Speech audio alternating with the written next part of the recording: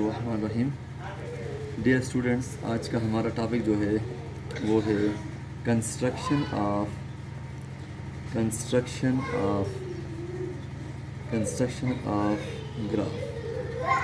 Graph को आप किस तरह कंस्ट्रक्ट करते हैं।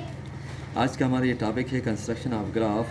तो इस चीज़ को कंस्ट्रक्शन ऑफ ग्राफ को हम समझेंगे एक खाके के ज़रिए, एक डायग्राम, एक शेप के ज़रिए। वैसे कि हमारे पास हम दो लाइनें ड्रा करते हैं, ये इसके बाद ये जो हमारे पास वर्टिकल ये जो लाइन है इसको हम कहते हैं वर्टिकल लाइन, और इस लाइन को हम कहते हैं हॉरिजॉन्टल लाइन। वर्टिकल लाइन और ये हमारे पास जो लाइन है इसको हम कहते हैं हॉरिजॉन्टल लाइन। यानी कि वर्टिकल लाइन इसको हम कहते हैं वाई एक्सिस। क्या कहते हैं? Y axis. Graphs are prepared on graph paper. A graph have two simple lines are drawn at right angle to each other, intersecting at a point zero, at a point O। ये जो point है, इस point पे ये दोनों line आपस में क्या कर रहे हैं? इंटरसेक्ट कर रहे हैं, कता कर रहे हैं, यानी कि एक दूसरे को कता कर रहे हैं। ये जो पॉइंट है, इस पॉइंट को कहते हैं पॉइंट ऑफ ओरिजिन। इसको क्या कहते हैं? Point of origin. इसको कहते हैं पॉइंट ऑफ ओरिजिन, जहाँ पे ये दो जो सिंपल लाइंस हैं, ये जो आपस में इंटरसेक्ट करते हैं, इस पॉइंट को कहते हैं ओ, और इस ओ को क्या कहते हैं? Point of origin. The vertical line is called Y axis. क्या कहते हैं इसे? Y axis. इस लाइन को कहते हैं वाई एक्सिस। एंड इस जो हॉरिजॉन्टल लाइन है इसको कहते हैं एक्स एक्सिस। यानी कि हमारे पास एक्स एंड वाई, इसको हम लाइन को कहते हैं ओ एक्स भी कहते हैं, और इस लाइन को कहते हैं हम ओ वाई। तो dear students, construction of graph के अंदर हमारे पास जो ग्राफ होता है उस दो सिंपल लाइंस पे डिपेंड करता है, जो राइट एंगल्स होते हैं आपस में, और जो एक पॉइंट पर एक दूसरे को इंटरसेक्ट करते हैं, और ये पॉइंट कहलाता है हमारे पास ओ, और वो क्या कहलाता है? Point of origin. Vertical line को कहते हैं वाई एक्सिस, हॉरिजॉन्टल लाइन को कहते हैं हम एक्स एक्सिस। इस हॉरिजॉन्टल लाइन को हम ओ एक्स भी कहते हैं, वर्टिकल लाइन को हम ओ वाई भी कहते हैं। तो इसके अलावा जो हमारे पास आगे है, a graph is divided into four parts. A graph is divided into four parts. Number 1, number 2, number 3, number 4. A graph is divided into four parts. यानी कि number 1, number 2, number 3, number 4. These parts are called four quadrants. ये जो four parts हैं आपके पास, called four quadrants. Number first. अब यहाँ पे हम वाज़ेह करते चलें कि हमारे पास इसको कहते हैं हम क्वाड्रेंट नंबर वन। इसको कहते हैं हम क्वाड्रेंट नंबर 2। इसको हम कहते हैं क्वाड्रेंट नंबर 3। इसको कहते हैं हम quadrant number 4. These are the four parts which are called four quadrants. Quadrant 1, 2, 3 and 4. अब यहाँ पे हम कह सकते हैं +1, +2 and +3। यहाँ पे हम कह सकते हैं यहाँ पे -1, -2, -3, और यहाँ पे हम कह सकते हैं +1, +2, +3। These are the points. These are the x values and y values. यहाँ पे हम कह सकते हैं -1, -2 and -3। अब यहाँ पे हमारे पास x और y की क्या पोजीशंस होंगी? तो हमारे पास quadrant first is used when both variables are positive. यहाँ पे x भी क्या होगा? पॉजिटिव होगा। y भी क्या होगा? पॉजिटिव होगा। Quadrant first is used when both the variables x and y are positive. X is also positive and y is also positive.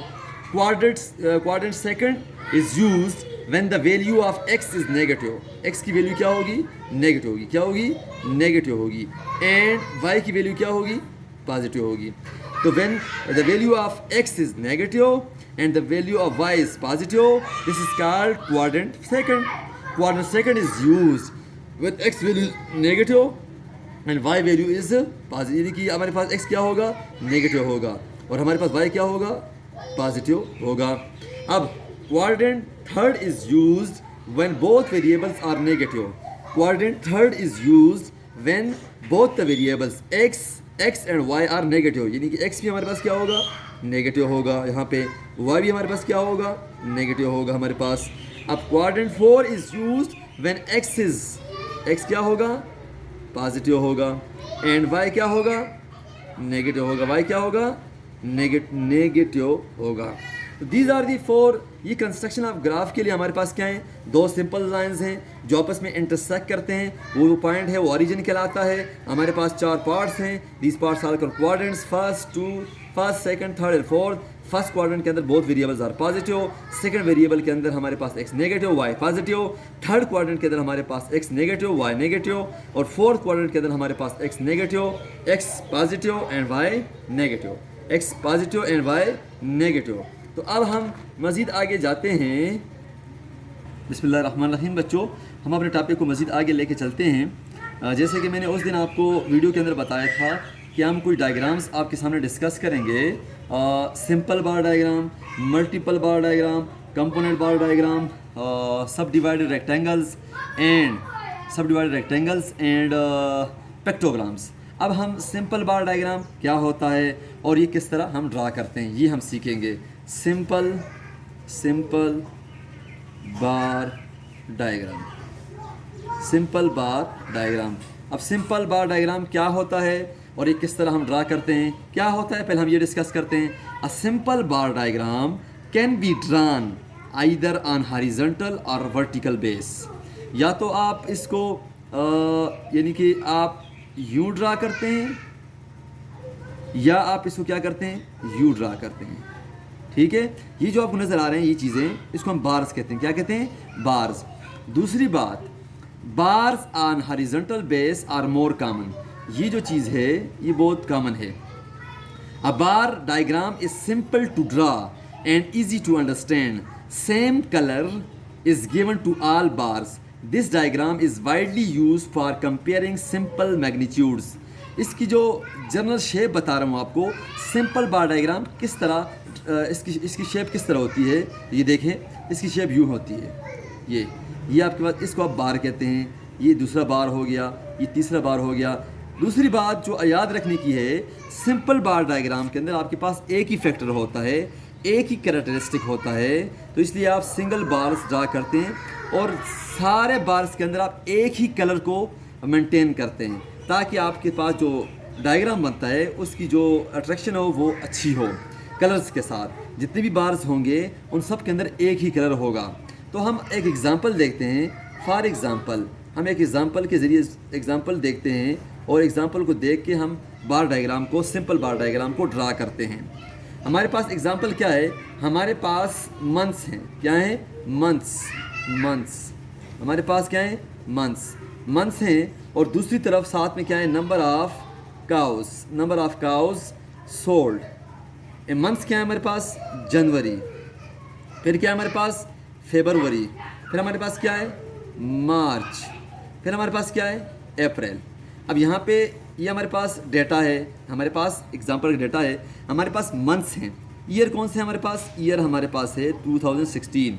2016 के अंदर हमारे पास कितनी काउज, कितनी गायें हमारे पास बेची, सोल्ड. तो जनवरी में हमारे पास 1000, फरवरी हमारे पास 1100 और मार्च में भी 1100 और हमारे पास अप्रैल में 1200.